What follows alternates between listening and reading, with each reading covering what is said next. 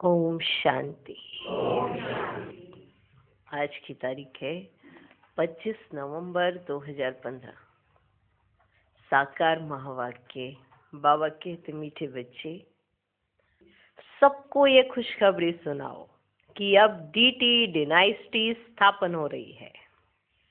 जब voiceless world होगी तब बाकी सब विनाश हो जाएंगे। आज का प्रश्न, रावण का श्राप कब मिलता है? श्रापित होने की निशानी क्या है? उत्तर, जब तुम देह अभिमानी बनते हो तब रावण का श्राप मिल जाता है। श्रापित आत्माएं कंगाल विकारी बनती जाती हैं, नीचे उतरती जाती हैं।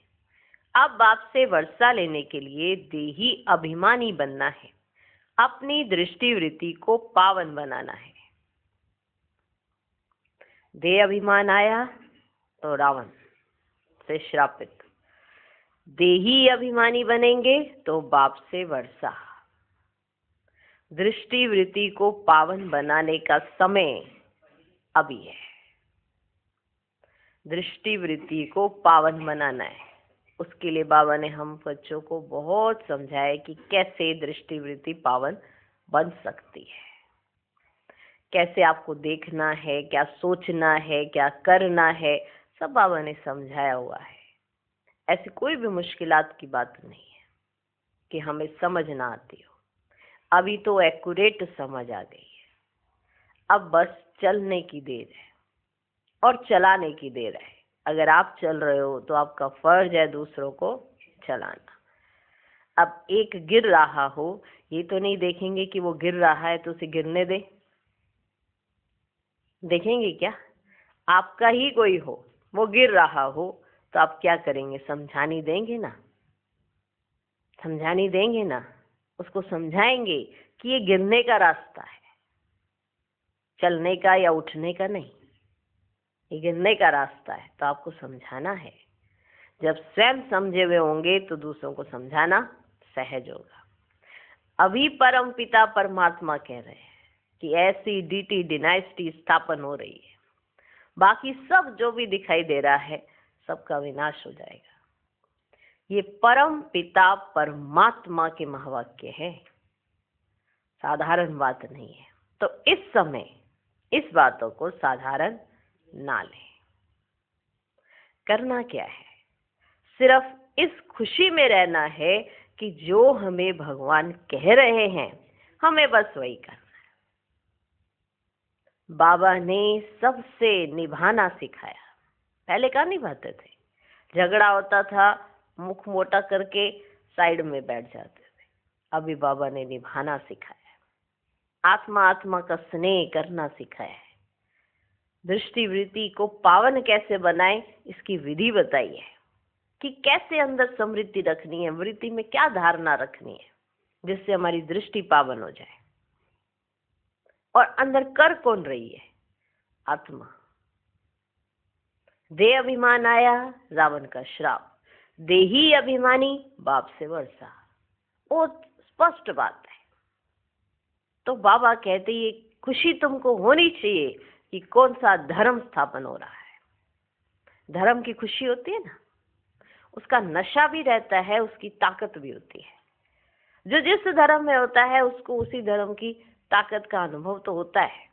लेकिन अभी परमात्मा कह रहे हैं कि मैं कौन सा धर्म स्थापन करने आया। ऐसी डीटी डिनाइस्टी स्थापन होने जा रही है। अब इसमें भागीदार कौन बनेंगे, कौन कौन उच्च पद पाएंगे, उसके लिए बहुत सरल सी बात है। जो बाप का कहना मानेंगे वही बनेंगे। और बाबा ने कहा है पावन बनना है, दृष्टि वृत्ति से पावन बनना है। आपकी वृत्ति में ऐसे कुछ संकल्पों की रचना ही ना हो तो आपकी दृष्टि कहीं जाएगी ही नहीं। पावन तो वृत्ति में क्या सोचना पड़े कि आत्मा भाई भाई है, देह में है तो भाई बहन है। क्योंकि अभी परम पिता परमात्मा आए हुए हैं तो हम सब आत्माओं का संबंध यही है, इसके अलावा कोई संबंध नहीं है। कमाल है। देखो, भगवान बच्चों को तैयार कर रहे हैं एक ऐसी राजधानी के लिए कितनी खुशी होनी चाहिए। देह अभिमान छोड़ना है, देही अभिमानी बनना है, बाप से वर्षा लेना है, पावन बनना है। ठीक है। ओम शांति। रूहानी बाप बैठ रूहानी बच्चों को 84 जन्मों की कहानी सुनाते हैं। ये तो समझते हो सभी तो 84 जन्म नहीं लेते होंगे। तुम ही पहले पहले सत्युग आदि में पूज्य देवी देवता थे। भारत में पहले पूज्य देवी देवता धर्म का ही राज्य था, लक्ष्मी नारायण का राज्य था, तो जरूर डिनाइस्टी होगी, राजाई घराने के मित्र संबंधी भी होंगे, प्रजा भी होगी। ये जैसे एक कहानी है, राजा रानी प्रजा। ये जैसे एक कहानी है। 5000 वर्ष पहले भी इनका राज्य था। ये स्मृति में लाते हैं। भारत में आदि सनातन देवी देवता धर्म का राज्य था। ये बेहद का बाप बैठ समझाते हैं। किसी को अपने आप स्मृति में नहीं आया। ये बेहद का बाप माना भगवान आए, इनमें बैठे और फिर समझाया। बेहद का बाप बैठ समझाते हैं, जिसको ही नॉलेजफुल कहा जाता है। नॉलेज किस चीज की? मनुष्य समझते हैं सबके अंदर को, कर्म विकर्म को जानने वाला है, परंतु अभी बाप समझाते हैं हर एक आत्मा को अपना अपना पाठ मिला हुआ है। सभी आत्माएं अपने परम धाम में रहती हैं, उनमें सारा पाठ भरा हुआ है। रेडी बैठे हैं कि जाकर कर्म क्षेत्र पर अपना पाठ बजाएं। ये भी तुम समझते हो हम आत्माएं सब कुछ करती हैं। ये भी तुम समझते हो कि हम आत्माएं सब कुछ करती हैं। आत्मा ही कहती है ना ये खट्टा है या नमकीन है। किसने कहा? आत्मा ने। आत्मा ही समझती है। हम अभी विकारी पाप आत्माएं हैं, आसुरी स्वभाव है। आत्मा ही यहाँ कर्म क्षेत्र पर शरीर लेकर सारा पाठ बजाती है। तो ये निश्चय करना चाहिए ना, हम आत्मा ही सब कुछ करती हूँ। अभी बाप से मिले हैं, फिर 5000 वर्ष बाद मिलेंगे। ये भी समझते हो पूज्य और पुजारी पावन और पतित बनते हैं। सोचो अभी मिले हैं और फिर मिलन होगा 5000 वर्ष के बाद। कितना बड़ा गैप है। तो अभी कितना मिल लेना चाहिए ना,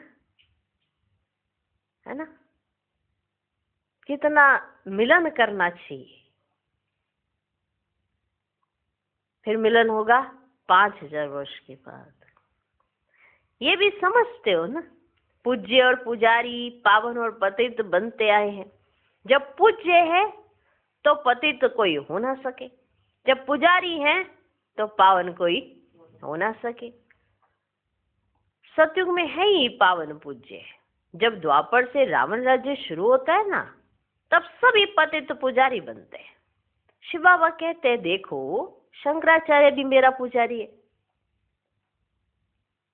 शिव बाबा कहते देखो शंकराचार्य भी मेरा पुजारी है। मेरे को पूछते हैं ना, शिव का चित्र कोई के पास हीरे का है, कोई के पास सोने का, और कोई के पास चांदी का होता है। हाँ, कितनी वंडरफुल बात है। पूजते मेरे को ही है, कोई सोने से, कोई चांदी से, कोई हीरे से। पूज किसको रहे? मेरे को ही।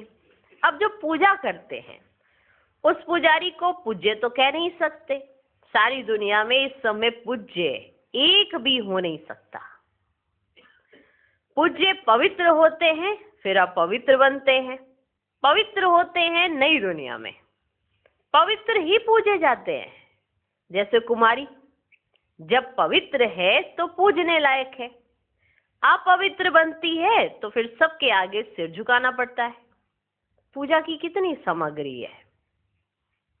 कहाँ भी प्रदर्शनी, म्यूजियम आदि खोलते हो तो ऊपर में त्रिमूर्ति शिव जरूर चाहिए।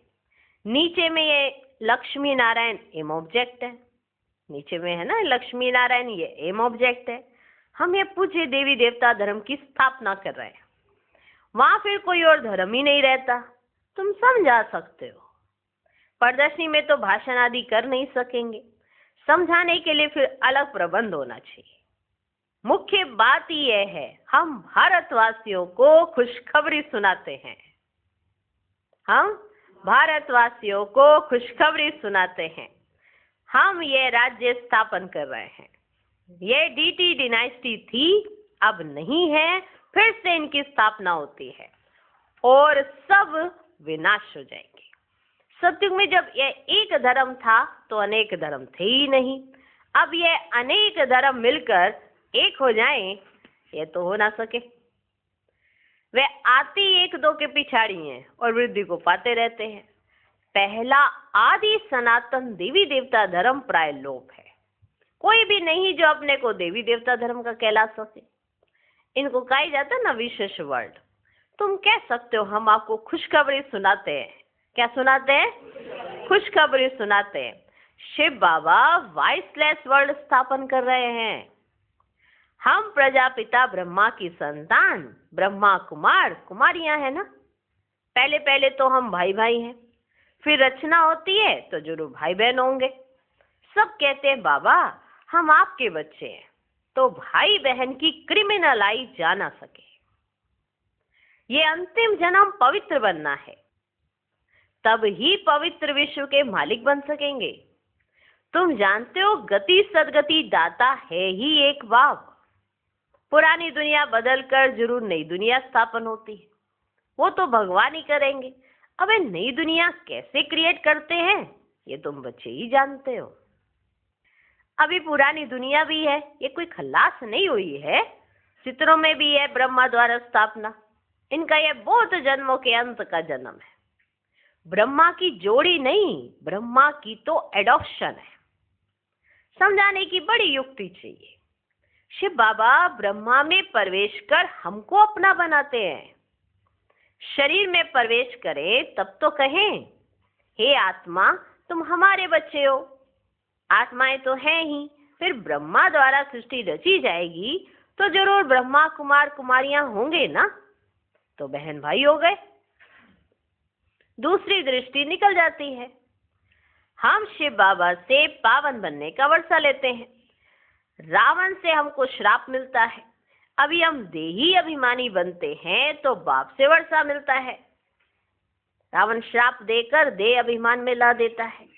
अभी देही अभिमानी बनेंगे तो वर्षा मिलेगा। देह अभिमानी बनने से रावण का श्राप मिलता है। श्राप मिलने से नीचे उतरते जाते हैं। अभी भारत श्रापित है ना। भारत को इतना कंगाल विकारी किसने बनाया? कोई का तो श्राप है ना। जो इतना कंगाल और विकारी बन गया, कोई का तो श्राप है ना। यह है रावण रूपी माया का श्राप। यह है रावण रूपी माया का श्राप। हर वर्ष रावण को जलाते हैं तो जरूर दुश्मन है ना। धर्म में ही ताकत होती है। अभी हम देवता धर्म के बनते हैं। अभी हम देवता धर्म के बनते हैं। बाबा नए धर्म की स्थापना करने निमित्त है। बाबा नए धर्म की स्थापना करने निमित्त है। आज की मुरली धर्म पर है। जिनको धर्म से बड़ा प्यार होता है ना, तो इनको खुशी भी बड़ी होती है कि वही धर्म फिर से स्थापन होने जा रहा है जिसमें बहुत सात्विकता थी, जो प्राय लोप हो गया है। हाँ, बाबा आए हैं स्थापन करने। बाकी सभी धर्म है लेकिन वही धर्म नहीं है, वो प्राय लोप हो गया है। फिर बाबा आए हैं स्थापन करने। वाह, भारत की हालत ऐसी। और जिनको भारत से प्यार होता है ना, तो उनको भी बड़ी खुशी होती है कि बाबा आए हैं फिर से भारत को भी सतो प्रधान बनाने। मनुष्य आत्माएं तो सतो प्रधान बनेंगी, प्रकृति भी सतो प्रधान। बाबा को कितना प्यार भारत से। आपको है? आपको है भारत से प्यार? पूरे विश्व से भी प्यार है। बाबा कहते खास भारत आम दुनिया, क्योंकि ये तो अभी स्थापन हुए ना, ये तो अविनाशी है। बाबा नए धर्म की स्थापना करने निमित्त है। कितनी ताकत वाला धर्म स्थापन करते हैं। हाँ देखो, धर्म ये अनुभव जगाओगे ना तभी तो खुशी होगी। कितनी ताकत वाला धर्म स्थापन करते हैं हम, बाबा से ताकत लेते हैं, सारे विश्व पर विजय पाते हैं। याद की यात्रा से ही ताकत मिलती है और विक्रम विनाश होते हैं। तो ये भी एक भीति लिख देनी चाहिए, ये भी एक भीति लिख देनी चाहिए। हम खुशखबरी सुनाते हैं, अब इस धर्म की स्थापना हो रही है जिसको हेवन स्वर्ग कहते हैं, ऐसे बड़े बड़े अक्षरों में लिख दो। बाबा राय देते हैं सबसे मुख्य है यह, अब आदि सनातन देवी देवता धर्म की स्थापना हो रही है। प्रजापिता ब्रह्मा भी बैठा है, हम प्रजापिता ब्रह्मा कुमार कुमारियां श्रीमत पर यह कार्य कर रहे हैं। ब्रह्मा की मत नहीं, श्रीमत है ही परम पिता परमात्मा शिव की, जो सबका बाप है।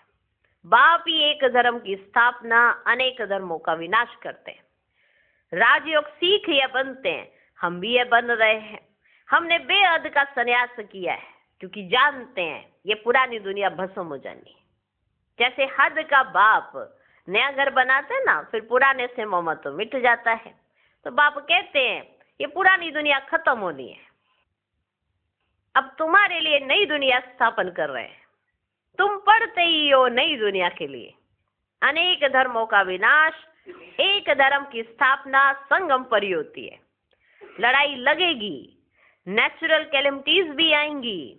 सतयुग में जब इनका राज्य था ना, तो और कोई धर्म ही नहीं थे, बाकी सब कहाँ थे।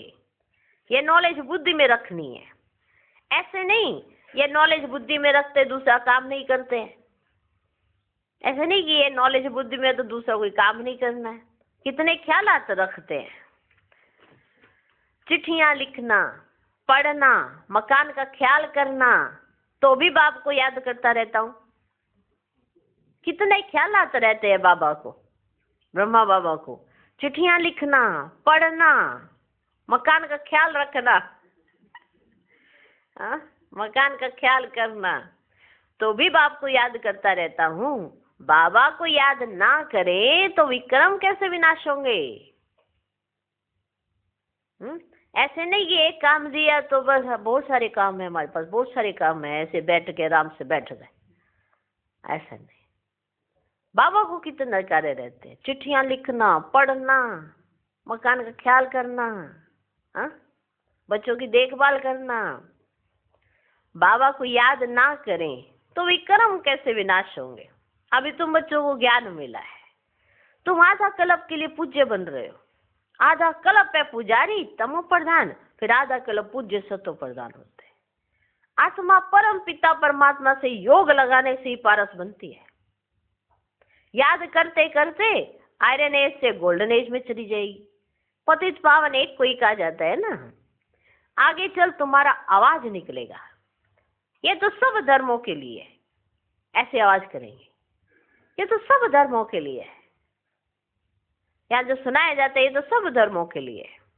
तुम कहते भी हो, बाप कहते हैं कि पतित पावन मैं ही हूँ। जो सभी धर्म पुकार रहे हैं ना, आओ आओ आओ, और वो मैं ही हूँ, मुझे ही बुला रहे हैं, मैं ही हूँ। देखो सोचो, सभी बुला रहे हैं ना, वो आपके पास है।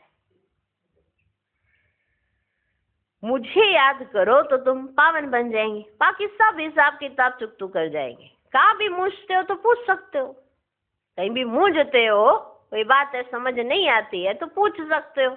सत्युग में होते ही थोड़े हैं, अभी तो अनेक धर्म है। जरूर हिसाब किताब चुकतू कर फिर ऐसे बनेंगे जैसे थे। डिटेल में क्यों जाए, जानते हैं हर एक अपना अपना पार्ट आकर बजाएंगे। अभी सबको वापस जाना है, क्योंकि ये सब सत्युग में थे ही नहीं।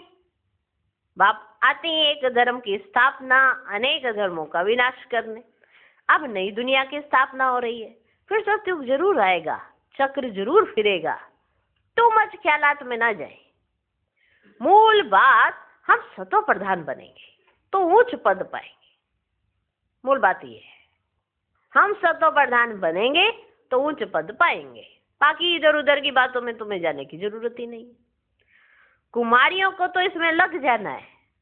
कुमारी की कमाई माँ बाप नहीं खाते हैं, परंतु आजकल भूखे हो गए, तो कुमारियों को भी कमाना पड़ता है। तुम समझते हो, अब पवित्र बन, पवित्र दुनिया का मालिक बनना है। तुम समझते हो कि अब पवित्र बन, पवित्र दुनिया का मालिक बनना है। हम राजयोगी है, बाप से वर्षा जरूर लेना है। अभी तुम पांडव सेना के बने हो ना, अभी तुम पांडव सेना के बने हो। अपनी सर्विस करते हुए भी ये ख्याल रखना है, हम जाकर सबको रास्ता बताएं। जितना करेंगे उतना उच्च पद पाएंगे। बाबा से पूछ सकते हैं, इस हालत में अगर मर जाएं तो हमको क्या पद मिलेगा बाबा? माना जिस हालत में हैं हम भी, और अगर मर जाए तो हमको क्या पद मिलेगा? बाबा झट बता देंगे,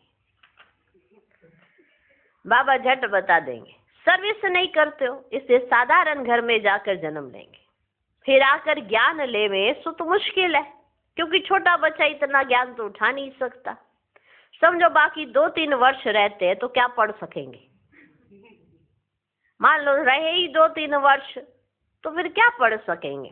बाबा बता देंगे, तुम कोई क्षत्रिय कुल में जाकर जन्म लेंगे, पिछाड़ी में करके डबल ताज मिलेगा, स्वर्ग का फुल सुख पा नहीं सकेंगे। जो फुल सर्विस करेंगे, पढ़ेंगे, वही फुल सुख पाएंगे। नंबरवार पुरुषार्थ अनुसार ये फुरना रखना है।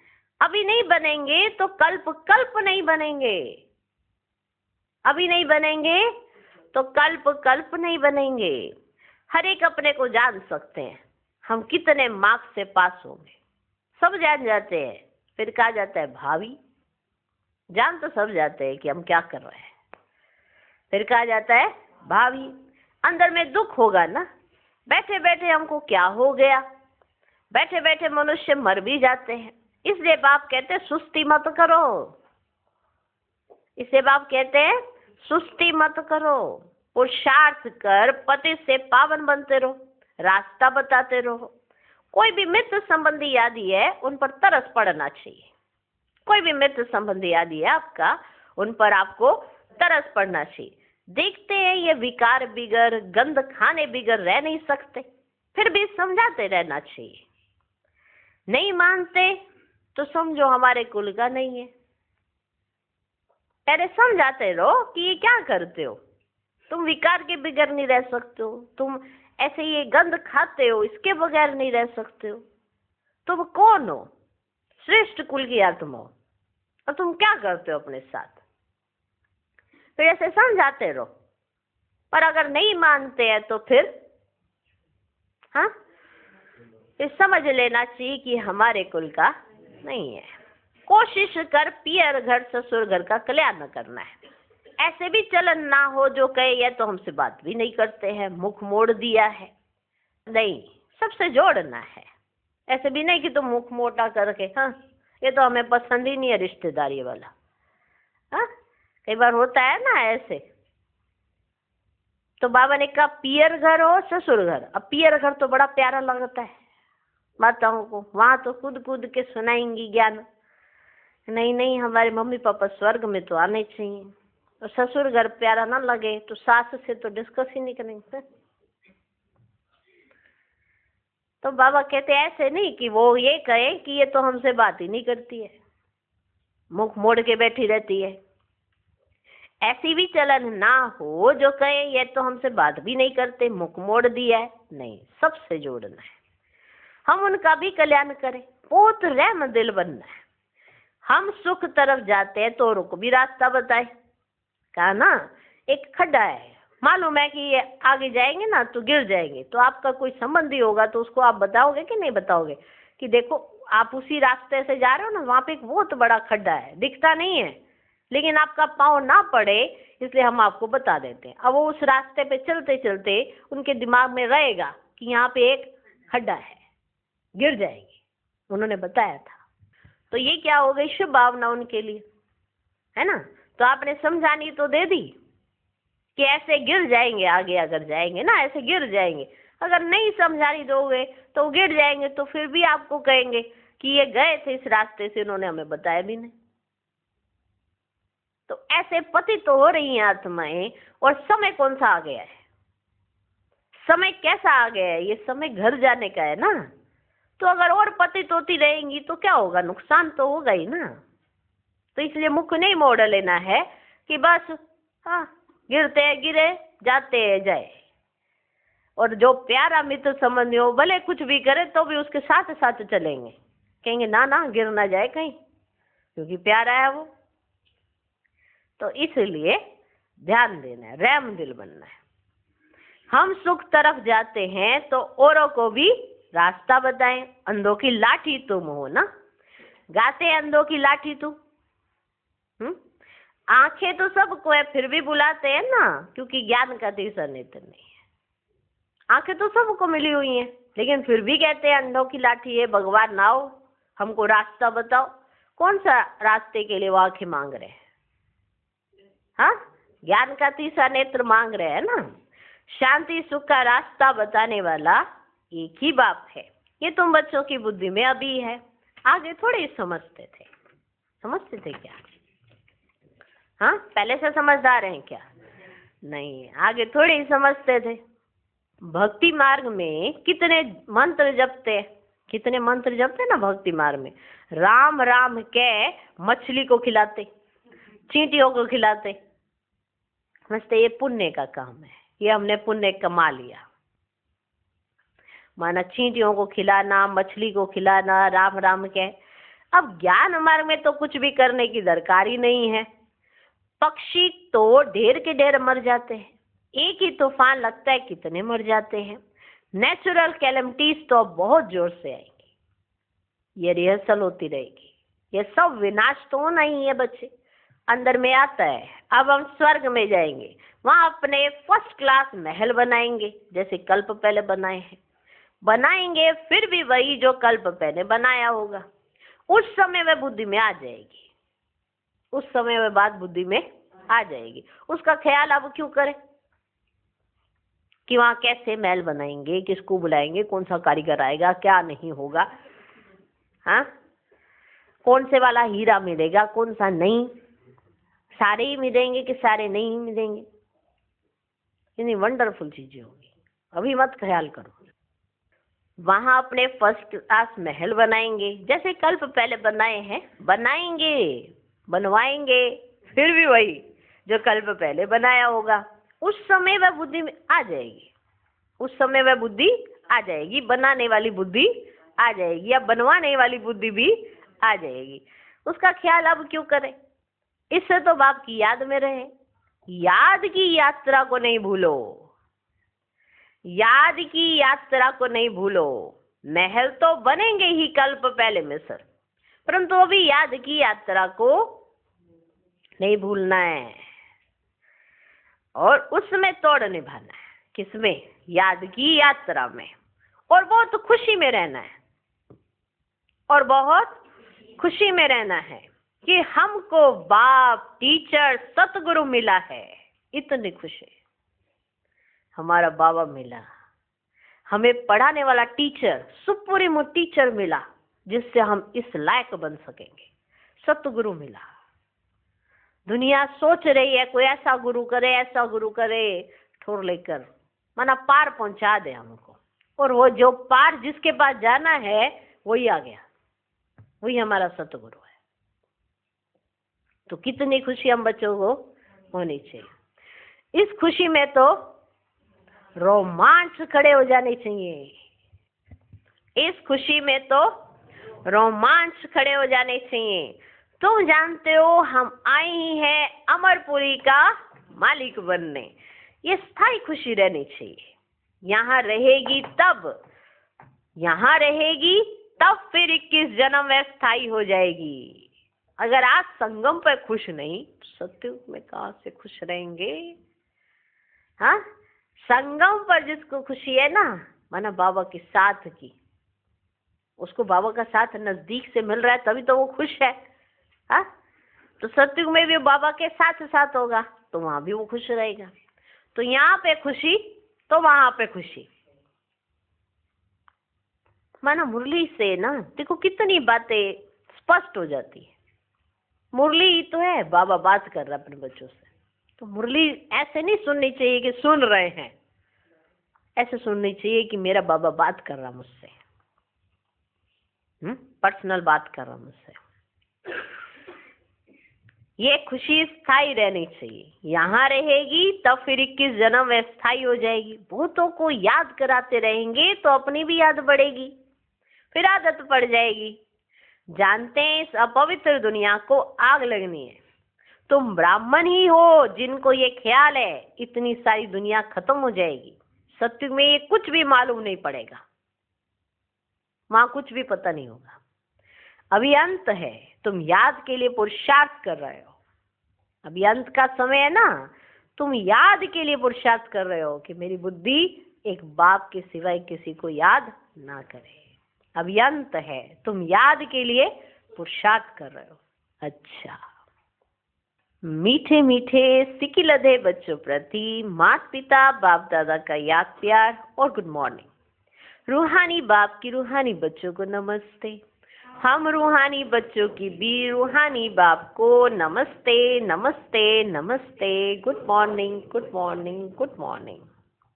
धारणा के लिए मुख्य सार। पहला पॉइंट, पति से पावन बनने के पुरुषार्थ में सुस्ती नहीं करनी है। कोई भी मित्र संबंधी आदि है उन पर तरस रख समझाना है, छोड़ नहीं देना है। दूसरा पॉइंट, ऐसी चलन नहीं रखनी है जो कोई कहे कि इन्होंने तो मुंह मोड़ लिया है। रहम दिल बन सबका कल्याण करना है और सब ख्यालात छोड़ एक बाप की याद में रहना है। आज का वरदान, प्रैक्टिकल जीवन द्वारा परमात्म ज्ञान का प्रूफ देने वाले धर्म युद्ध में विजयी भव। अभी धर्म युद्ध की स्टेज पर आना है। उस धर्म युद्ध में विजयी बनने का साधन है आपकी प्रैक्टिकल जीवन, क्योंकि परमात्म ज्ञान का प्रूफ ही प्रैक्टिकल जीवन है। आपकी मूर्त से ज्ञान और गुण प्रैक्टिकल में दिखाई दे, क्योंकि आजकल डिस्कस करने से अपनी मूर्त को सिद्ध नहीं कर सकते, लेकिन अपनी प्रैक्टिकल धारणा मूर्त से एक सेकंड में किसी को भी शांत करा सकते हो। आज का स्लोगन, आत्मा को उज्जवल बनाने के लिए परमात्म स्मृति से मन की उलझनों को समाप्त करो। आज विशेष बात है धर्म पर। जैसे धर्म माना धारणाएं। धर्म में कुछ नियम होते हैं, अगर उसका कोई उल्लंघन करता है तो कहते इन्होंने हमारा धर्म भ्रष्ट कर दिया है, तो बहुत आघात पहुंचता है। जैसे हर धर्म में कुछ ना कुछ नियम बने हुए हैं, इस चीज को नहीं स्वीकारना, इस चीज को नहीं स्वीकारना, हर धर्म में कुछ नियम बने हुए हैं ना। अभी एक ऐसा धर्म स्थापन होने जा रहा है, एक ऐसा धर्म जो स्वयं परमात्मा ने स्थापन किया। बाकी सब धर्म आई आत्माएं उन्होंने स्थापन किया, थे वो भी मैसेंजर परमात्मा के ही, लेकिन आए तो स्थापना हुई। परमात्मा ने कब एक धर्म स्थापन किया? जब अनेक धर्म थे, उसमें वो एक धर्म प्राय लोप हो गया था, उसको फिर से स्थापन किया। ये धर्म सुख शांति देने वाला है सभी को, पूरे विश्व की आत्माओं को। हम अपने धर्म को श्रेष्ठ, दूसरों को नीच ऐसे नहीं समझ सकते, क्योंकि ये धर्म परमात्मा का स्थापन किया हुआ है। इस धर्म में धारणाएं हैं, वो धारणाएं जो देवी देवता कुल की आत्माओं को करनी है। अब वो संगम पर हमें धारणाएं अपनानी है, जैसे खान पान की पवित्रता, तन की पवित्रता, वैष्णव रीति, वैष्णव, पूरे वैष्णव, जो पूरी सात्विकता की बात है, वो हमें संगम पर धारण करनी है। और यही सात्विकता, यही सतो प्रधानता सतयुग त्रेता में चलेगी। माना आधा कल्प, एक जन्म की पवित्रता के आधार पर आधा कल्प पवित्र रहते हैं। कितनी ताकत है! तो इन धारणाओं में कितनी ताकत है। कहते हैं कि इस चीजों को छोड़ने से क्या होता है? अरे ये चीजें छोड़ने के लिए परमात्मा ने कहा है। अगर ये चीजें छोड़ने के लिए परमात्मा नहीं कहा होता तो देवी देवताओं की जब पूजा करते हो तो उनको वो चीजें स्वीकार कराओ। देवी देवताओं कुल की आत्माओं ने कभी उन चीजों को स्वीकार किया ही नहीं, क्योंकि वो देवी देवता बने ही परमात्म ज्ञान से। जब परमात्मा आए, उन्होंने वो ज्ञान दिया, तब देवी देवता बने। अब वो धारणाएं कब करी उन्होंने? क्या देवी देवता कुल की आत्माएं जब बन गई देवी देवता तब करी? तब नहीं करी। पढ़ाई पहले की जाती है, पद बाद में मिलता है। ऐसे नहीं पद पे पहुंचकर आप पढ़ाई करोगे, उसके लिए पढ़ाई पहले होगी। अभी हमें देवी देवता कुल की आत्माएं तैयार करनी है, माना अपने आप को तैयार करना है, तो वो धारणाएं अपनानी है। उस धर्म की धारणाएं, देवी देवता कुल के धर्म की धारणाएं, जिन देवी देवताओं की पूजा करते हो, उनको जो स्वीकार कराते हो, वही आपको अपने इस तन को स्वीकार कराना है। बहुत सहज सी बात है। जब पूजा करते हो तो उनको वो चीज नहीं देते हो, जब आपने उनको अपने अंदर धारण करना है, क्योंकि वो कुल की आत्माएं आप ही हो। जब आपको अपना ही स्वरूप धारण करना है, तो इस तन को माना मंदिर समझो, तो यहाँ पे बैठी आप आत्मा जो देवी हो, इसको कौन सा भोग लगाओगी? शुद्धि का, सात्विकता का, पवित्रता का। तो ये तन भी पवित्र रहना चाहिए और मन भी पवित्र और खान पान भी आपका पवित्र होना चाहिए, तब जाके ये मूर्ति की स्थापना हो सकती है। मंदिर अगर स्वच्छ नहीं होगा तो वहां मूर्ति स्थापित नहीं होती है। ये धारणाएं कब बनी? पुरुषोत्तम संगम युग पर। अभी आप किसी की पूजा नहीं करते हो, लेकिन आप पूजनीय बनने का पुरुषार्थ कर रहे हो, क्योंकि ये समझ में आ गया कि जो देवी देवता कुल की आत्माएं थी वो हम हैं, लेकिन उनको ऐसा बनाया किसने? परम पिता परमात्मा ने। वो ज्ञान हमको सुना रहे हैं, हमको ऐसा बनना है। तो हर धारणा बहुत सहज हो जाती है। धारणा कठिन ही तब है जब उस चीज की स्मृति नहीं आई है, समझ नहीं आई है। कईयों के घरों में, माना उनके खानदान में कोई ऐसी ऐसी चीजें होती है जिसका त्याग कहा जाता है। कोई ऐसी कोई घटना घट जाती है तो कहते हैं इसका त्याग कर दो, तो कर देते हैं, उस चीज का त्याग कर देते हैं। पूरा माना कुटुंब उस चीज का त्याग कर देता है कि हमने अपने पूरे खानदान में, कुटुंब में इसका त्याग कर दिया। लास्ट जनरेशन तक उसका त्याग कर देती है कि कोई ना कोई बात रही होगी जिसको अपने धर्म से बड़ा प्यार होता है। प्रश्न नहीं करते हैं, स्वीकार लेते हैं। तो संगम पर जब परमात्मा ने हमें कहा कि तुम्हें पवित्र रहना है और तुम्हें शुद्धि अपनानी है, तो हम प्रश्न नहीं करेंगे, स्वीकार कर लेंगे, क्योंकि हम देवी देवता कुल की आत्मा है, तो सहज स्वीकार कर लेते हैं। इसलिए आपको भी वही कार्य करना है जो परमपिता परमात्मा कहे, वैसी धारणाएं अपनाना, और सहज हो जाएगा। सिर्फ याद की यात्रा में रहना, याद रखना कि परमात्मा आ गए हैं उसी सत्य धर्म की स्थापना करने के लिए जो आपको बहुत सर्वोपरि है। उसी धर्म ध्वज के लिए आप कुछ भी करने को तैयार हो। आपने बहुत से ऐसे कार्य किए होंगे अपने जीवन में और पीछे इतिहास में भी। आज वही धर्म फिर से स्थापित होने जा रहा है, तो ये धर्म ध्वज को कौन थामेगा? माना धारणाओं को कौन अपनाएगा? जो आज संगम पर धारणा मूर्त बनेगा, वही द्वापर से धर्म की रक्षा करेगा। जो धारणाओं में कमी करेगा, धर्म ध्वज वो कहां से थामेगा?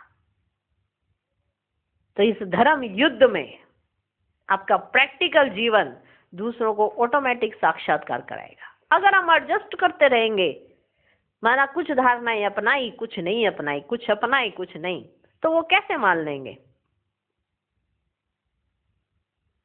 ठीक है, तो अपने प्रैक्टिकल जीवन से दिखाओ कि आपने कौन से धर्म की पालना करनी है, किस धर्म को अपनाया है, तो दूसरे ऑटोमेटिक सरेंडर होंगे ही होंगे आपकी धारणाओं से। सुनाने की भी जरूरत नहीं है कि मैंने क्या क्या धारणाएं की हैं, जरूरत नहीं है ना। आप कुछ भी करोगे आपके प्रैक्टिकल जीवन से दिखाई देगा। सुना के क्या होगा? सुनना सुनाना का ना आज की दुनिया में बहुत है। अभी सब प्रैक्टिकल देखना चाहते हैं कि जो आप कह रहे हो क्या आपके अंदर है। ठीक है, इसलिए बाबा आया है डीटी डायनेस्टी स्थापन करने, इसकी खुशखबरी सबको सुनाओ, तभी सुना सकोगे जब खुद खुश होंगे। भगवान ने हमको क्या दे दिया, इसकी खुशी में तो रो। कितना ऊंचा वर्षा मिला है, हमको देही अभिमानी बना रहा है भगवान स्वयं बैठकर। आत्मा का पाठ पक्का करा रहे भगवान स्वयं बैठकर। वाह, कितना ऊंचा श्रेष्ठ भाग्य है मेरा कि भगवान मुझको पढ़ाए। भगवान मेरा बाप भी है, भगवान मेरा टीचर भी है, भगवान मेरा सतगुरु भी है। मुझे छोड़ के नहीं जाएगा, क्योंकि मैंने भगवान का हाथ और साथ ले लिया। सबको अपने जीवन में कभी भगवान चाहिए था, लेकिन भगवान ही तुम्हारा हो गया, ये कभी सोचा ही नहीं था। वाह, कितनी वंडरफुल बात है, कितनी खुशी की बात है। तो कितना खुश रहना चाहिए इस जीवन में। कभी आपकी कोई खुशी लूटना भी चाहिए ना, उसे देना मत। कोई कुछ भी कहे, आप अपनी खुशी को जाने नहीं देना, ठीक है। अच्छा, तो चले बाबा की याद में। ओम शांति।